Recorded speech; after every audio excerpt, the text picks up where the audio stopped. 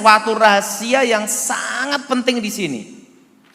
Pada waktu seseorang percaya Tuhan Yesus, bertobat, lahir baru. Ingat, lahir baru. Kata kuncinya lahir baru. Segala ikatan kutuk itu, ini berhubungan dengan namanya kutuk keturunan. Kutuk keturunan itu ada kutuk tabur tuai. Kalau orang tuanya suka berzina, anaknya kena kutuk. Betul? Ada. Ada juga kutuk akibat kuasa gelap. Nah, itu kutuk keturunan. Nah, itu pada waktu percaya Yesus, bertobat, lahir baru. Ini Mana Sorgawi. Keluaran pasal 20 ke-10 firman. Lalu Allah mengucapkan segala firman ini, Akulah Tuhan Allahmu yang membawa engkau keluar dari tanah Mesir, dari tempat perbudakan. Jangan ada padamu Allah lain di hadapanku. Jangan membuat bagimu patung yang menyerupai apapun yang ada di langit di atas, atau yang ada di bumi di bawah, atau yang ada di dalam air di bawah bumi.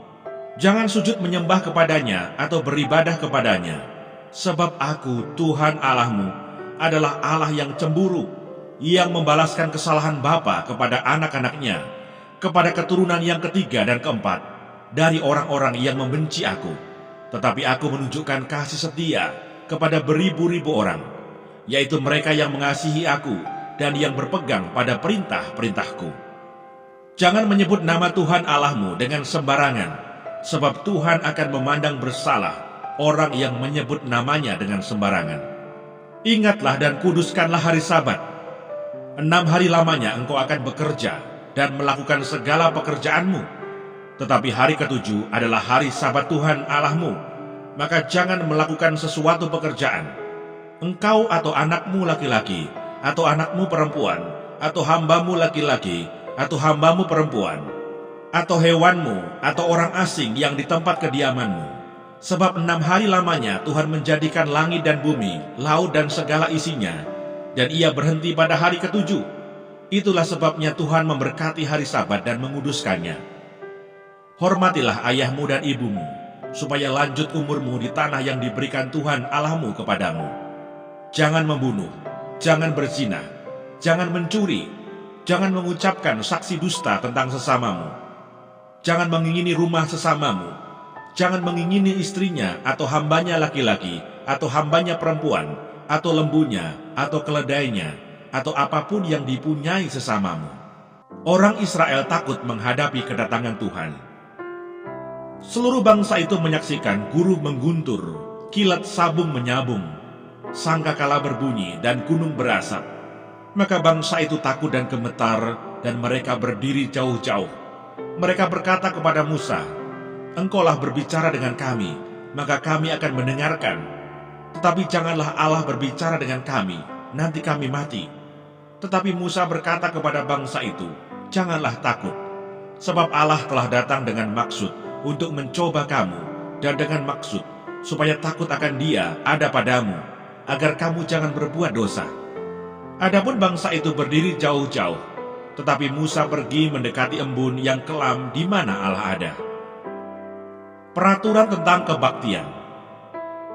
Lalu berfirmanlah Tuhan kepada Musa, Beginilah kau katakan kepada orang Israel, Kamu sendiri telah menyaksikan bahwa Aku berbicara dengan kamu dari langit. Janganlah kamu membuat di sampingku Allah perak, juga Allah emas. Janganlah kamu buat bagimu.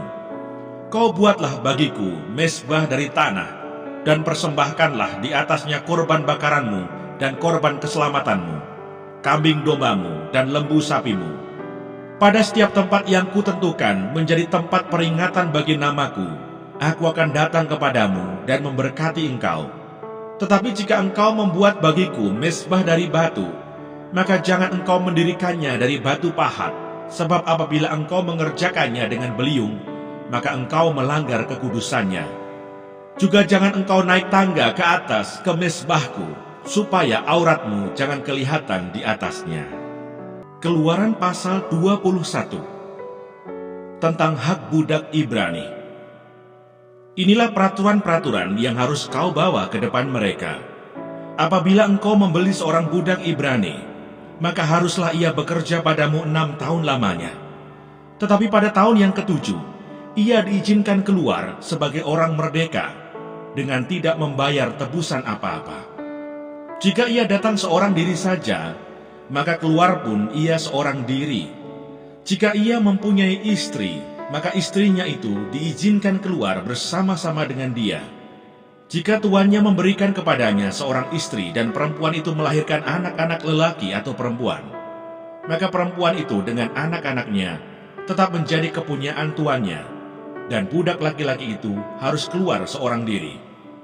Tetapi jika budak itu dengan sungguh-sungguh berkata, "Aku cinta kepada tuanku, kepada istriku, dan kepada anak-anakku, aku tidak mau keluar sebagai orang merdeka," maka haruslah tuannya itu membawanya menghadap Allah, lalu membawanya ke pintu atau ke tiang pintu, dan tuannya itu menusuk telinganya dengan penusuk, dan budak itu bekerja pada tuannya untuk seumur hidup. Apabila ada seorang menjual anaknya yang perempuan sebagai budak, maka perempuan itu tidak boleh keluar seperti cara budak-budak lelaki keluar. Jika perempuan itu tidak disukai tuannya yang telah menyediakannya bagi dirinya sendiri, maka haruslah tuannya itu mengizinkan ia ditebus. Tuannya itu tidak berhak untuk menjualnya kepada bangsa asing, karena ia memungkiri janjinya kepada perempuan itu. Jika tuannya itu menyediakannya bagi anaknya laki-laki, maka haruslah tuannya itu memperlakukannya seperti anak-anak perempuan berhak diperlakukan. Jika tuannya itu mengambil perempuan lain, ia tidak boleh mengurangi makanan perempuan itu, pakaiannya, dan persetubuhan dengan dia. Jika tuannya itu tidak melakukan ketiga hal itu kepadanya, maka perempuan itu harus diizinkan keluar dengan tidak membayar uang tebusan apa-apa. Peraturan tentang jaminan nyawa sesama manusia. Siapa yang memukul seseorang sehingga mati, pastilah ia dihukum mati. Tetapi jika pembunuhan itu tidak disengaja, melainkan tangannya ditentukan Allah melakukan itu, maka aku akan menunjukkan bagimu suatu tempat kemana ia dapat lari. Tetapi apabila seseorang berlaku angkara terhadap sesamanya, hingga ia membunuhnya dengan tipu daya, maka engkau harus mengambil orang itu dari mezbahku, supaya ia mati dibunuh. Siapa yang memukul ayahnya atau ibunya, pastilah ia dihukum mati. Siapa yang menculik seorang manusia, baik ia telah menjualnya, baik orang itu masih terdapat padanya, ia pasti dihukum mati. Siapa yang mengutuki ayahnya atau ibunya, ia pasti dihukum mati. Apabila ada orang bertengkar dan yang seorang memukul yang lain dengan batu atau dengan tinjunya, sehingga yang lain itu memang tidak mati, tetapi terpaksa berbaring di tempat tidur, maka orang yang memukul itu bebas dari hukuman, jika yang lain itu dapat bangkit lagi dan dapat berjalan di luar dengan memakai tongkat. Hanya ia harus membayar kerugian orang yang lain itu, karena terpaksa menganggur dan menanggung pengobatannya sampai sembuh. Apabila seseorang memukul budaknya laki-laki atau perempuan dengan tongkat, sehingga mati karena pukulan itu, pastilah budak itu dibalaskan. Hanya jika budak itu masih hidup sehari dua, maka janganlah dituntut belanya, sebab budak itu adalah miliknya sendiri. Apabila ada orang berkelahi, dan seorang dari mereka tertumbuk kepada seorang perempuan yang sedang mengandung, sehingga keguguran kandungan, tetapi tidak mendapat kecelakaan yang membawa maut, maka pastilah ia didenda sebanyak yang dikenakan oleh suami perempuan itu kepadanya, dan ia harus membayarnya menurut putusan hakim. Tetapi jika perempuan itu mendapat kecelakaan yang membawa maut, maka engkau harus memberikan nyawa ganti nyawa, mata ganti mata, gigi ganti gigi, tangan ganti tangan, kaki ganti kaki, lecur ganti lecur, luka ganti luka, bengkak ganti bengkak. Apabila seseorang memukul mata budaknya laki-laki atau mata budaknya perempuan dan merusakkannya, maka ia harus melepaskan budak itu sebagai orang merdeka pengganti kerusakan matanya itu. Dan jika ia menumbuk sampai tanggal gigi budaknya laki-laki atau gigi budaknya perempuan, maka ia harus melepaskan budak itu sebagai orang merdeka pengganti kehilangan giginya itu. Apabila seekor lembu menanduk seorang laki-laki atau perempuan sehingga mati, maka pastilah lembu itu dilempari mati dengan batu dan dagingnya tidak boleh dimakan. Tetapi pemilik lembu itu bebas dari hukuman. Tetapi jika lembu itu sejak dahulu telah sering menanduk dan pemiliknya telah diperingatkan, tetapi tidak mau menjaganya, kemudian lembu itu menanduk mati seorang laki-laki atau perempuan, maka lembu itu harus dilempari mati dengan batu, tetapi pemiliknya pun harus dihukum mati. Jika dibebankan kepadanya uang pendamaian, maka haruslah dibayarnya segala yang dibebankan kepadanya itu sebagai tebusan nyawanya.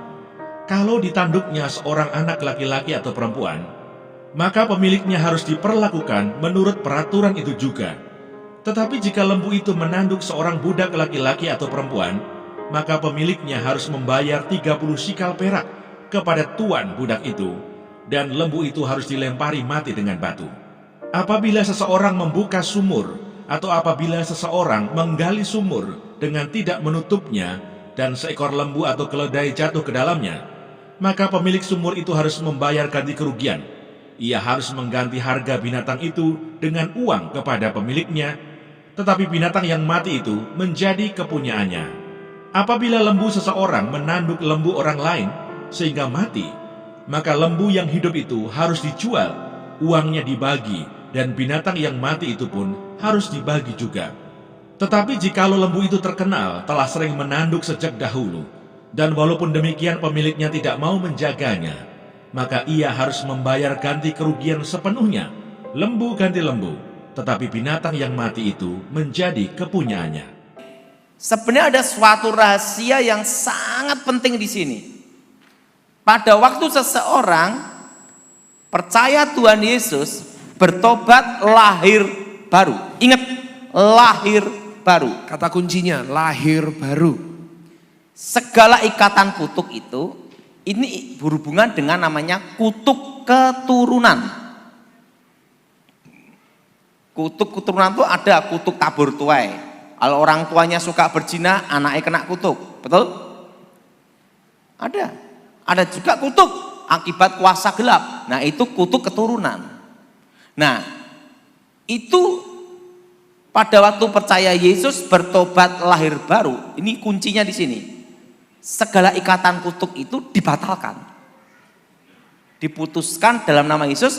Pada waktu Yesus disalib, dia berkata, sudah selesai. Amin. Haleluya. Nah, tapi ini berhubungan dengan kutuk keturunan. Tapi masih ada yang kedua.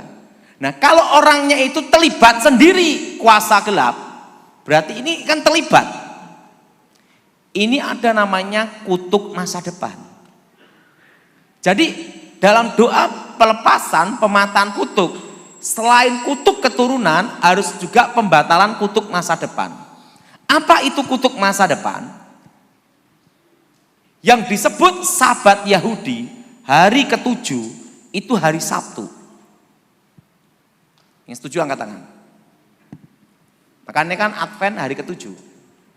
Kalau kita, kenapa hari Minggu? Hari pertama, karena Yesus bangkit hari Minggu. Hari kebangkitan. Nah, amin. Jadi jangan diperdebatkan Sabtu dan Minggu. Iya. Penting kebaktian ketemu Tuhan, betul? Betul, itu yang paling penting, Pak. Iya, betul. Nah, Sabat Yahudi itu Sabtu. Nah, hari Minggu itu hari pertama, hari kebangkitan tuh, hari kemenangan. Nah, berarti hari yang ke-6 itu hari Jumat.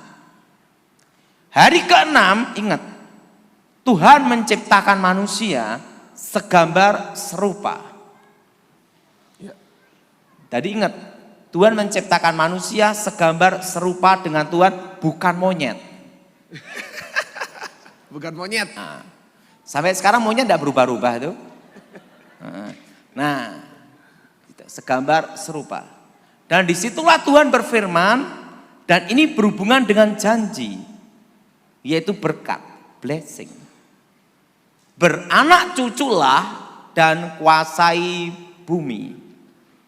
Beranak cuculah dan apa saudara? Kuasai apa? Bumi. Kuasai bumi. Beranak cuculah, kuasai bumi. Nah, lawan dari Tuhan adalah setan. Apa sih arti berkat? Berkat adalah kata-kata yang memberikan kehidupan, keselamatan, kejayaan, kemenangan, kemerdekaan, kemuliaan, hidup abadi. Lawan dari berkat adalah kutuk, kata-kata yang mengikat. Ingat, berkat itu juga mengikat dengan kehidupan.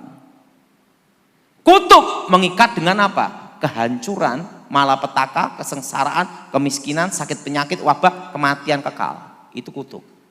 Kalau hari yang ke-6 Tuhan memberkati manusia, demikian setan pakai hari yang ke-6 untuk mengikat manusia dengan kutuk. Maka semua ritual kuasa gelap, semua puncak okultisme seluruh dunia pasti hari Jumat, malam Jumat.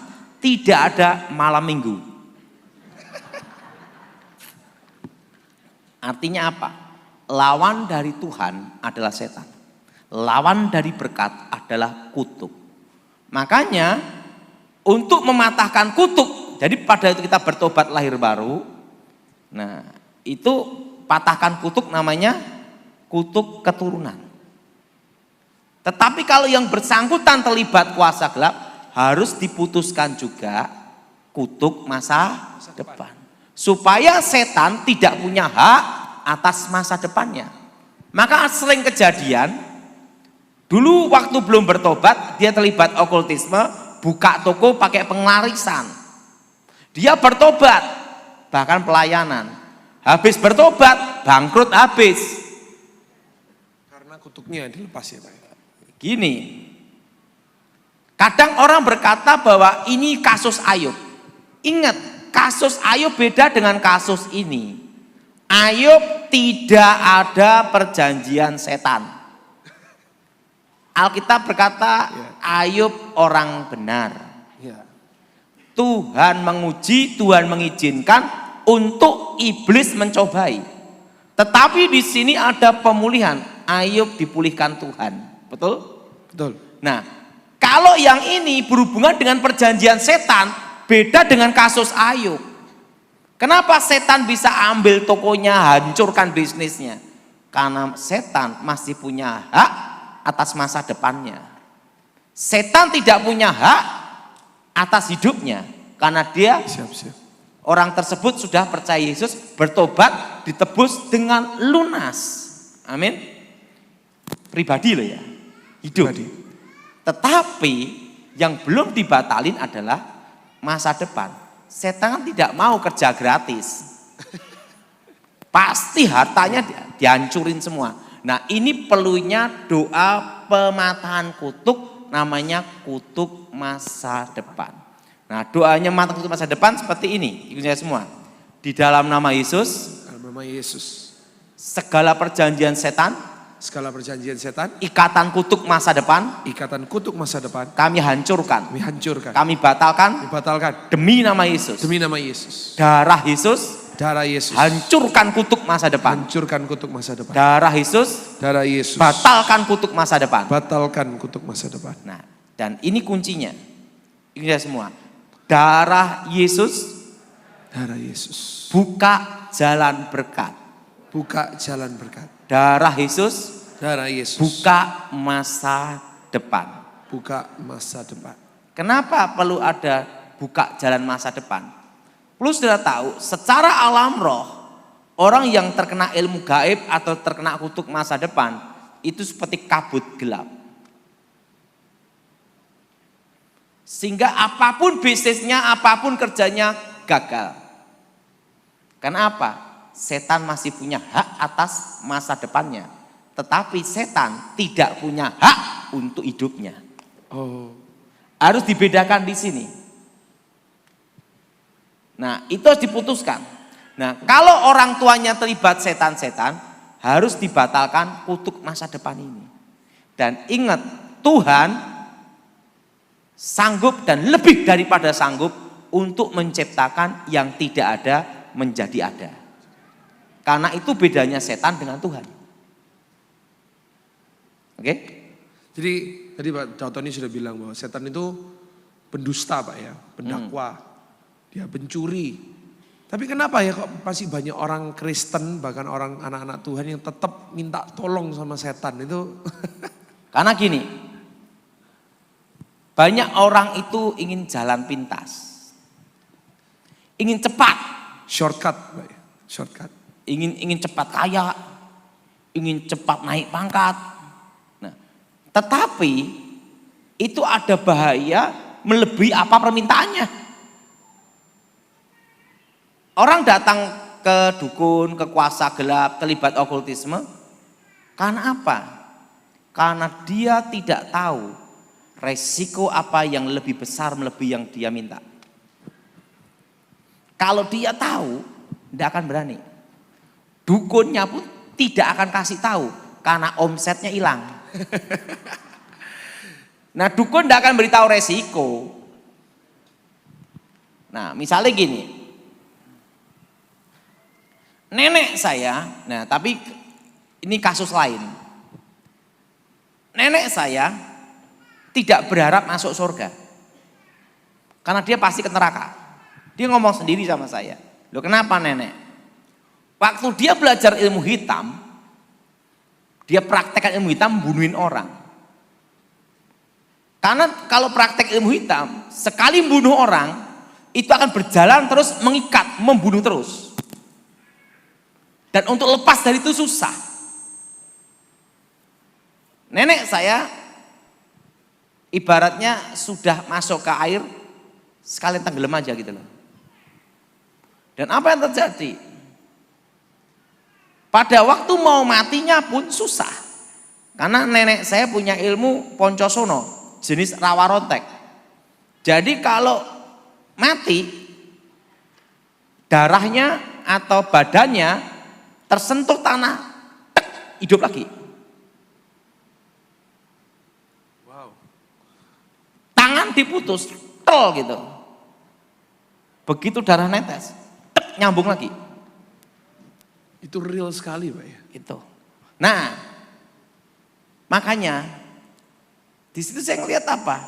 Orang susah mati juga sengsara.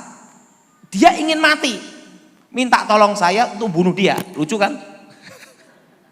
Nah, kendalanya dia ditusuk keris saja, pusaka yang terbuat dari meteor pun tidak mempan. Senjata apapun tidak mempan.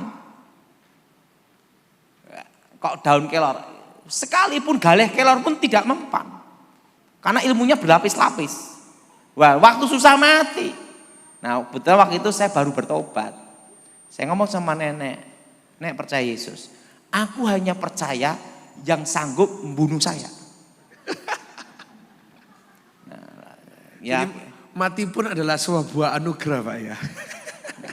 Nah, saya ngomong sama dia, ya kalau gitu nenek, saya kasih tahu jalan. Nah, karena nenek saya sama saya itu ada perbedaan. Saya belajar ilmu dari kakek nenek saya umur 9 tahun. Guru saya sendiri, ilmu pamungkasnya itu menguasai tingkat ke-5 dan ke-6. Nah, kebetulan saya sudah menguasai tingkat ke-8. Di atas guru saya sendiri. Kenapa? Karena saya tidak menikah waktu itu loh ya. Kalau sekarang sudah menikah punya anak. Nah, karena syarat untuk ilmu tingkat dari tingkat ke-7 ke-8 itu hanya bisa dipelajari orang yang tidak pernah mengenal hubungan seks, harus perjaka murni. Tapi bukan homo juga. Kayaknya itu lebih parah Pak Dautoni ya kalau itu. Susah. Dan itu harus mencapai namanya titik kesempurnaan, mati dalam hidup, hidup dalam mati. Dan saya sudah menguasai sampai tingkat ke situ, tingkat 8. Nah, waktu mau menguasai tingkat ke-9, saya mundur. Karena guru saya ngomong sama saya, hanya ada 2, jadi dewa atau jadi iblis. Wah, enggak mau saya. Jadi saya mentok sampai tingkat 8. Nah, pada waktu tingkat 8, saya sudah menguasai tingkat dari semua ilmu kanuragan. Ajian-ajian guru saya. Nenek saya kaget bagaimana bisa kalah gitu loh. Jadi saya kalahnya itu pada keluarkan semua ilmu, kalah hilang ingatan setahun. Nah setelah saya sembuh terima Yesus, nenek saya ceritain yang bisa ngalahkan Yesus. Langsung dia ngomong, kalau gitu saya tantang Yesus gitu.